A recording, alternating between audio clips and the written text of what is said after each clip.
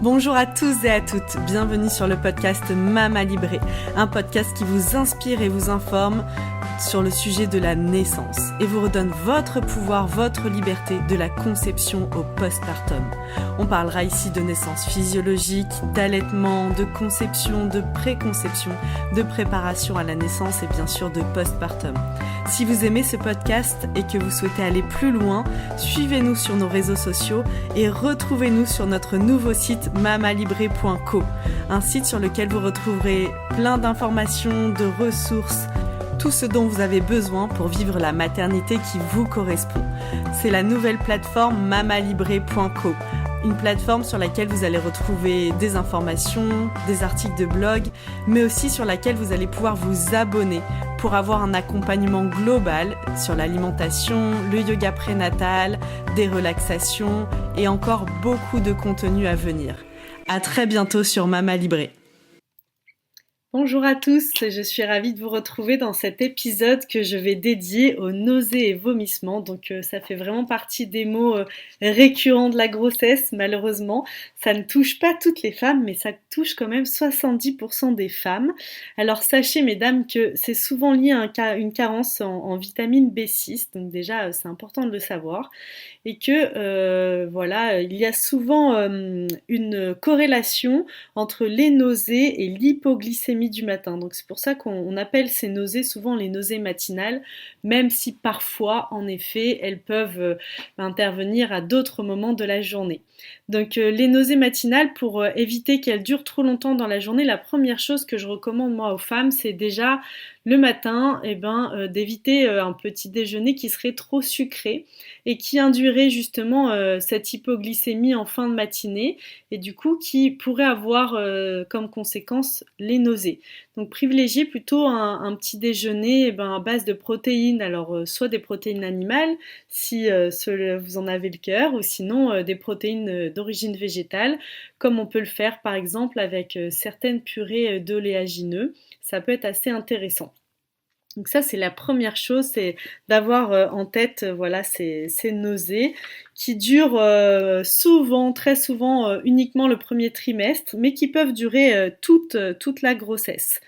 Donc l'autre chose, avant de vous donner mes quelques conseils pour mes petits conseils naturaux pour voilà, limiter ces nausées, c'est que si ces nausées vous empêchaient de vous alimenter ou de vous hydrater, surtout, consultez votre médecin ou votre sage-femme parce que ça peut être significatif d'une hyperémèse gravidique. Donc c'est la forme la plus grave des nausées qui peut nécessiter parfois une hospitalisation. Alors c'est pas voilà, c'est rare, mais voilà, gardez en tête que si jamais vraiment ça vous incommode au point de ne pas pouvoir vous alimenter ou vous hydrater, ça nécessite une prise en charge médicale.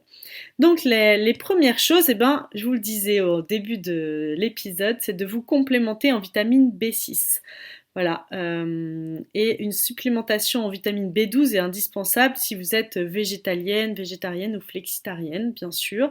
Voilà, toujours en accord avec votre médecin ou votre sage-femme ou votre naturopathe parce que ça nécessite toujours un peu un bilan global quand on prend des compléments alimentaires. Évitez les saveurs qui peuvent être piquantes, donc comme l'ail, la moutarde, le piment, les radis noirs, ou trop acides comme le vinaigre, ou même souvent la consommation de jus de fruits comme le jus d'orange le matin. Ça peut vraiment aller à l'encontre du ralentissement des nausées. Donc évitez la consommation des saveurs qu'on dit un peu piquantes et surtout, je dirais, trop acides. Même si, par exemple, le jus de citron dans un peu d'eau chaude, d'eau tiède, je dirais, avec pourquoi pas un peu de gingembre, ça peut vraiment ralentir ces nausées. N'hésitez pas aussi à fractionner vos repas. Ne faites pas de trop gros repas.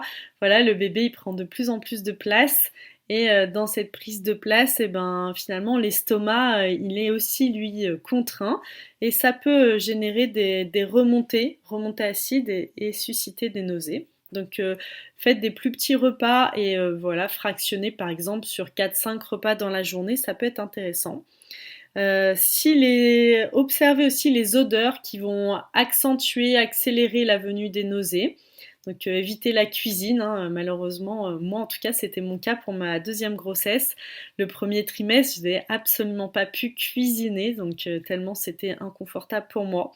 Donc évitez la cuisine si vraiment, enfin si vous le pouvez bien sûr, et demandez à quelqu'un de cuisiner pour vous. Buvez, vous pouvez consommer des tisanes. Alors il y a la camomille, il y a le pissenlit, le romarin, et puis bien sûr, comme je vous le disais avec le citron, le gingembre qui peuvent être consommés. Et moi, je vous invite à tester ces tisanes. Alors, le chaud peut accentuer aussi la consommation de boissons chaudes, peuvent accentuer les nausées. Donc, je vous invite à consommer plutôt froid. Donc, laissez infuser et ensuite laissez refroidir. Vous pouvez même le placer au réfrigérateur parce que le froid peut apaiser les nausées contrairement à la chaleur qui va venir accentuer les nausées. Vous pouvez aussi tester, alors moi j'avais fait parce que j'ai aussi le mal de mer, les petits bracelets d'acupression qui sont vendus en pharmacie. Pour moi, ça avait bien fait le job finalement, qui sont des bracelets quand on a le mal de mer. Donc, c'est des petits bracelets qu'on met au poignet et il y a une petite boule qui vient se positionner sur un point précis d'acupression pour limiter les nausées et c'est assez efficace. Donc, si les nausées vous incommodent trop, vous pouvez tester ça aussi. N'hésitez pas à essayer aussi l'acupuncture qui peut être efficace, à voir votre ostéopathe aussi, qui peut vraiment avoir un impact et libérer votre système digestif. Il y a aussi l'huile essentielle, alors à utiliser toujours avec parcimonie parce que là je vais vous dire c'est une goutte seulement par jour dans une cuillère par exemple, un peu de miel à avaler plutôt le matin au réveil. Et pareil le matin ou sur du pain de mie comme vous voulez. Le matin vous pouvez aussi tout à fait mettre une cuillère de fleurs d'oranger, donc hydrolat de fleurs d'oranger qui peut vraiment apaiser en vous levant ou avant chaque repas aussi, ça peut être bénéfique si les nausées duraient toute la journée.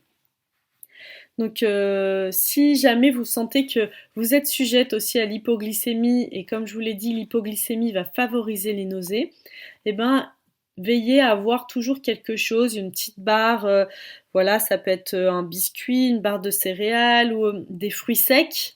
Ça peut être des oléagineux, des noix, des noisettes, des noix du Brésil, quelque chose qui vous donne envie, des amandes ou des abricots, des dattes, des choses qui vous donnent envie et veillez à avoir ça sur vous pour quand vous sentez la faim arriver, ne pas trop attendre pour manger quelque chose et à aller jusqu'à la nausée. Voilà, donc ce que je pouvais vous partager sur les nausées et les vomissements. Veillez aussi à bien vous hydrater, hein, buvez toujours suffisamment d'eau. Je vous rappelle encore une fois que les tisanes ne comptent pas dans la quantité d'eau que vous buvez. J'espère que cet épisode vous servira, ou peut-être pas du tout, et c'est bon signe, c'est que vous ne subissez pas les nausées pendant votre grossesse, et j'en suis ravie pour vous. Je vous dis à très bientôt sur Mama Libré.